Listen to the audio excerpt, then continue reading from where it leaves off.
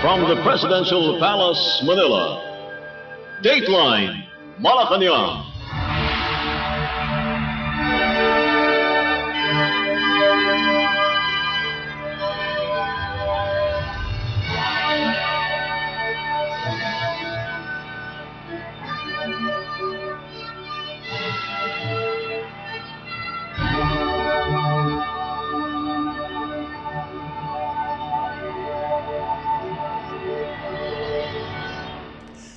Good day.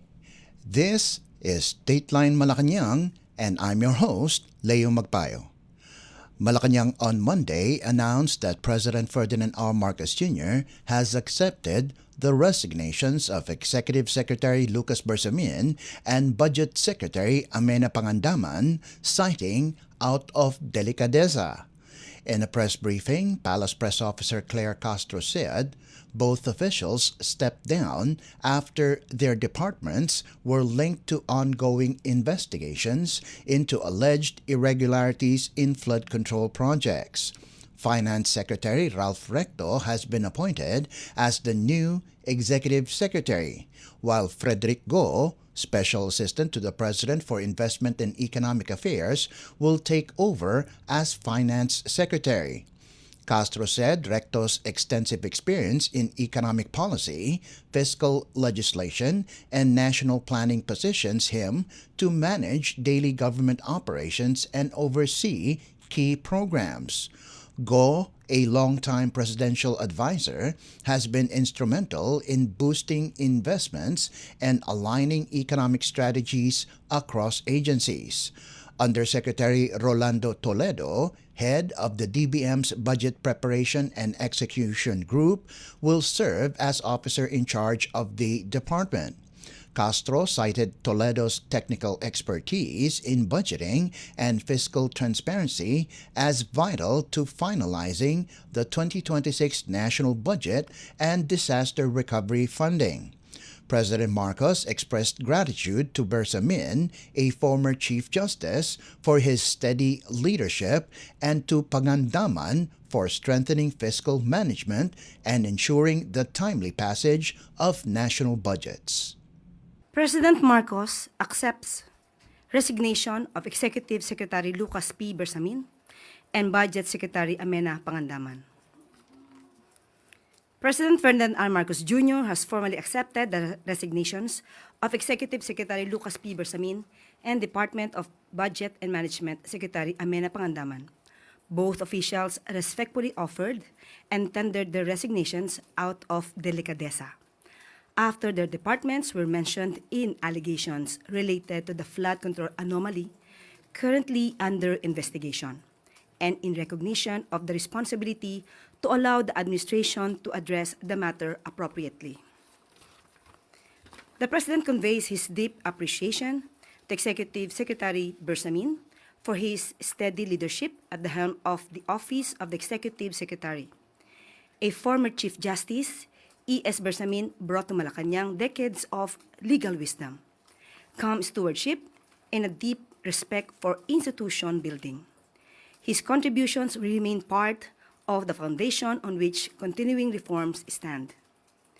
The President likewise extends his sincere gratitude to Secretary Pangandaman, whose work at DBM strengthened the government's fiscal management, guided the timely passage of national budgets, and ensured that social programs and frontline services were funded and delivered. To ensure continuity and enforce the administration's governance agenda, President Marcos has appointed Department of Finance Secretary Ralph Recto as the new Executive Secretary.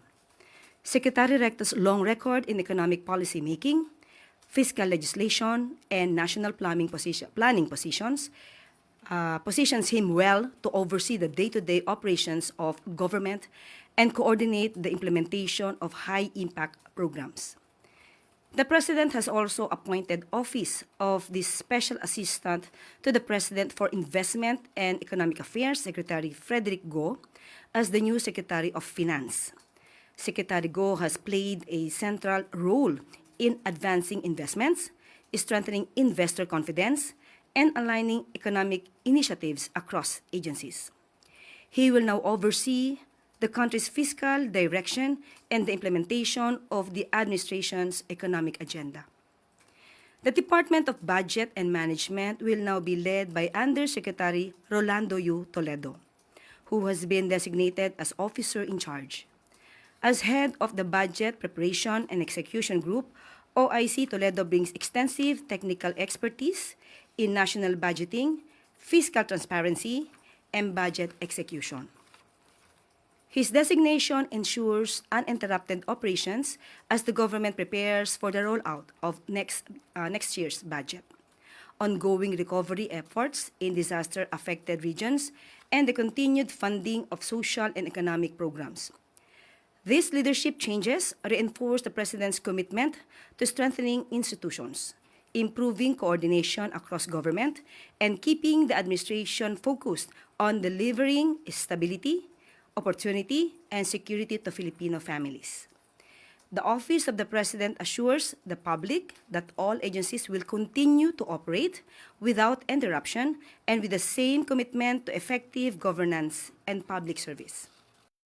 Castro emphasized that both officials resigned voluntarily but clarified that this does not exempt them from possible accountability pending the outcome of the investigation. She assured the public that all government operations will continue without disruption. Kahit po pribado, kahit po nagtatrabaho sa public office, kung sila po ay liable, sila po ay mapapanagot. Nandiyan naman po yung mga contractors natin, sila naman po ay mga pribadong tao, pero bakit po sila ay napapanagot sa ngayon? So, hindi po ibig sabihin ng kanila pag-resign ay hindi sila makakasuhan kung sila po ay dapat na managot.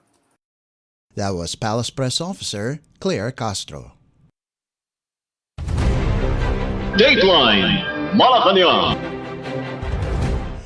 Malacañang on Monday called on Vice President Sara Duterte to first clarify unresolved allegations against her and her former agency following her video statement criticizing the administration over corruption and governance issues. Palace Press Officer Claire Castro said Duterte should not present herself as morally upright while questions about her conduct remain unanswered. She cited controversies surrounding Duterte's use of confidential funds, as well as separate allegations involving ghost students and ghost food packs during her time as Education Secretary. Castro emphasized that President Ferdinand R. Marcos Jr. initiated the current investigations into alleged irregularities, pointing out that several anomalies dating back to 2020 were left unexamined by the previous administration. She reiterated the importance of choosing leaders who uphold accountability.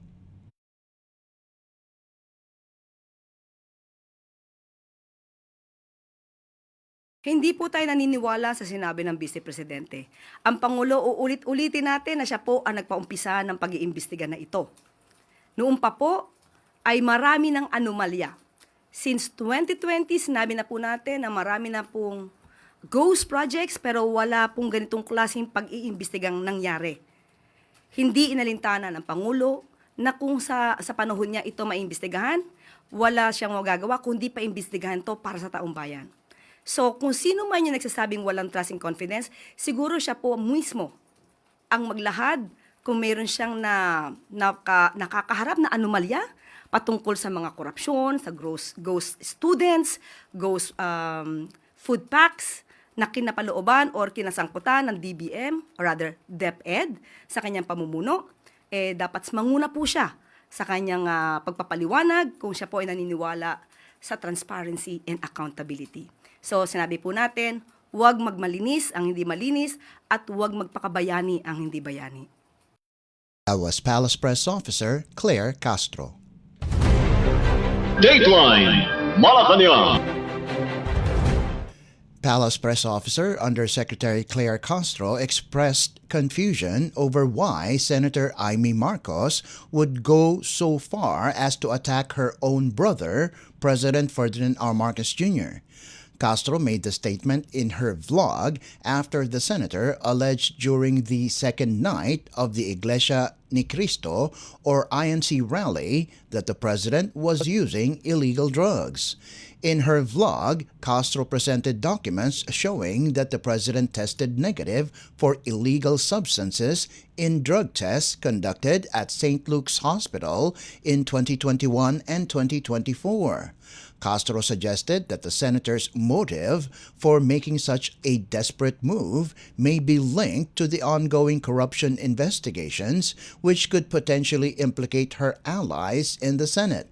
She added that the senator was dragging the issue in various directions while openly undermining the president's integrity. Castro questioned what kind of Filipino and sibling the senator is, saying she should instead support her brother in the investigations and allow him to focus on his work. Dateline Malacañang. Also on Monday, Frederick Vida formally assumed the role of Justice Secretary after taking his oath before President Ferdinand R. Marcos Jr. Initially appointed as officer in charge, Vida now officially succeeds Crispin Remulla, who was named Ombudsman in October. Vida's appointment as Justice Secretary was officially approved and signed by the President on November 12. Under Vida's leadership, the Department of Justice, or DOJ, has been deputized by the Office of the Ombudsman to lead the preliminary investigation and prosecution of individuals linked to alleged irregularities in flood control projects. Vida began his tenure at the DOJ as Assistant Secretary in October of 2023. He was later promoted to Undersecretary, where he oversaw the department's finance, administrative service, and personnel cluster. He also previously served 3 terms as mayor of Mendez, Cavite Province from 2013 to 2022. His appointment comes as the DOJ intensifies coordination with the Independent Commission for Infrastructure, or ICI, and other investigative bodies probing alleged irregularities in public works spending, including flood control projects. Dateline Malacañang. Philippine President Ferdinand R. Marcos Jr. continues with his duties and is scheduled to visit Region 5 on Tuesday. The trip aims to inspect areas affected by Super Typhoon Uwan. Among the places the president will visit is the town of Garchitorena in Camarines Sur Province, where he will assess the damaged seawall and residential areas. President Marcos will also inspect schools that were hit by the storm, alongside the rollout of Starlink connectivity. The chief executive is also set to visit Kararayan Naga Elementary School in Tiwi, Albay Province. At the school, a situation briefing will be held to provide the president with a comprehensive report on the typhoon's impact and the actions being taken by concerned government agencies for recovery efforts. Dateline Malacañang. In other news, the Armed Forces of the Philippines, or AFP, on Monday condemned the resurfacing of an old video being used to suggest that the military has been compromised. The video, recorded last year, shows then House Speaker Martin Romualdez and then Appropriations Committee Chair Representative Zaldico in a video call with AFP Chief General Romeo Bronner Jr. regarding the approval of an increase in the military's daily subsistence allowance from 150 pesos to 350 pesos. In a statement, the AFP said the clip is being twisted by destabilizers to imply that the institution was bought, controlled, or compromised. The AFP said this narrative is false, reckless, and deeply disrespectful to the men and women in uniform. The military clarified that in December 2023, President Ferdinand R. Marcos Jr. personally asked Bronner how else he could support the troops. Bronner responded by requesting an increase in the subsistence allowance, citing that 150 pesos per day was no longer sufficient for meals. Following the President's directive, the AFP, through Ilocos 1st District Representative Sandro Marcos, coordinated with Co and Romualdez in 2024 to ensure the increase was included in the 2025 national budget. The AFP stressed that the initiative originated from the chief executive, passed through proper legislative processes, and was based solely on the legitimate needs of military personnel. The AFP added that thanking lawmakers for supporting a reform that directly benefits soldiers does not, in any form, give anyone control over the armed forces. Dateline Malacañang. The Independent Commission for Infrastructure, or ICI, has launched inspections of 8 flood control projects across Cebu province. In a statement Monday, the ICI said the sites include the villages of Tabok and Alang-Alang in Mandaue City, both along the Butuanon River, Tamiao Town and Purok Gemelina or Gemelina in Compostela, Kotkot Village in Liloan, Salinas Drive in the town of Lahug, Cebu City, and Mananga Bridge and Dumulog Bridge in Talisay City. Special Advisor Rodolfo Azurin Jr. led the weekend inspections. Following the site visits, engineers from the Department of Public Works and Highways, or DPWH, Armed Forces of the Philippines, or AFP, and Philippine National Police, or PNP, arrived in Cebu to verify whether project specifications were properly set and met. DPWH was represented by Undersecretary Arthur Bisnar and engineers Mark Herson, Baril, Divino Nabe, Joari Cervantes, and Amernedhami Macapaar. Lieutenant Colonel Brian Paler represented the AFP, while Brigadier General Redrico Maranan led the PNP team. Several of the projects inspected were among those linked to the 15 contractors previously named by President Ferdinand R. Marcos Jr. during his Ulat sa Bayan press conference. The ICI reaffirmed its commitment to continue nationwide inspections, having previously reviewed flood control projects in Quezon City, Davao City, and Ilocos. Dateline Malacañang.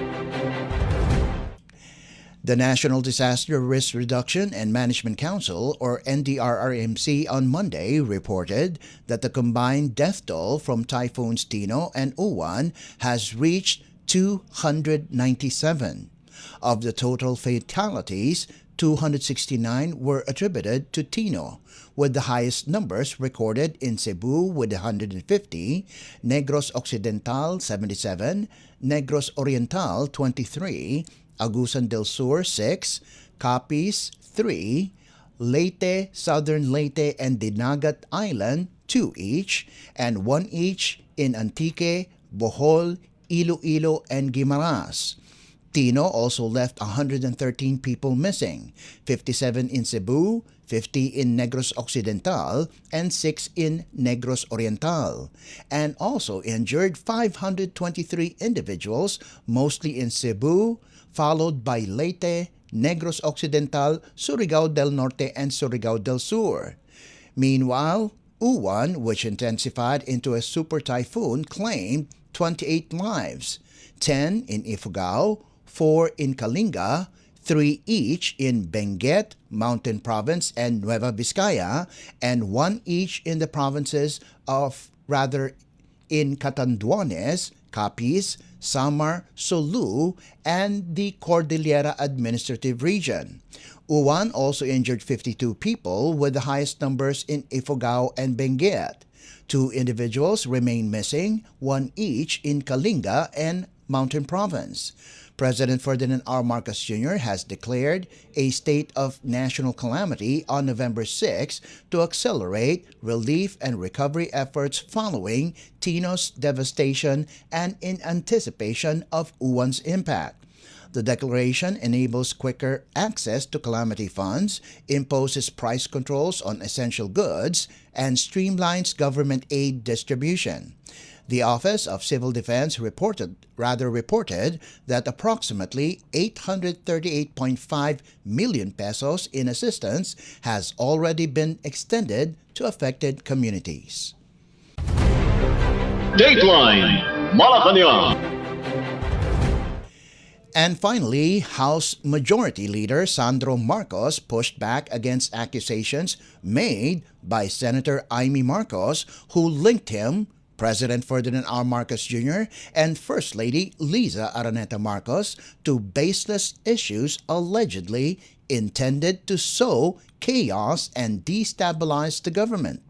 In an official statement, Marcos said he has already acknowledged and respected the role his aunt played in the early part of his public life.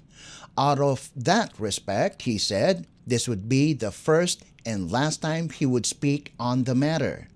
According to the majority leader, it pains him to see his aunt allegedly using falsehoods to advance her own political ambitions. He said Senator Amy's statements are unfounded, untrue, and offer nothing beneficial to the country.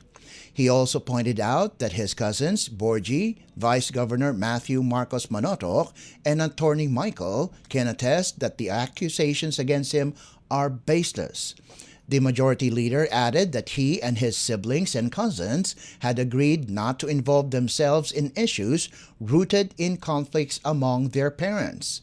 This, he said, made the senator's actions feel like a deeper betrayal of their own family, emphasizing that this is not the behavior of a true sibling. Marcos called for unity in truth and urged the public not to amplify narratives aimed at toppling the government. Dateline Malacañang. Before we conclude our program, Radyo Pilipinas World Service of the Presidential Broadcast Service is live on audio streaming. Just download eVox PBS Receiver on your Google Play Store or the App Store from your Apple phone. You can also visit our Facebook page and YouTube channel. Just type in and search for Radyo Pilipinas World Service. Kindly subscribe, like, and share our posts as well. And that concludes this edition of Dateline Malacañang. For Radyo Pilipinas World Service, this is Leo Magpayo. Good day and stay safe. From the Presidential Palace, Manila, Dateline Malacañang.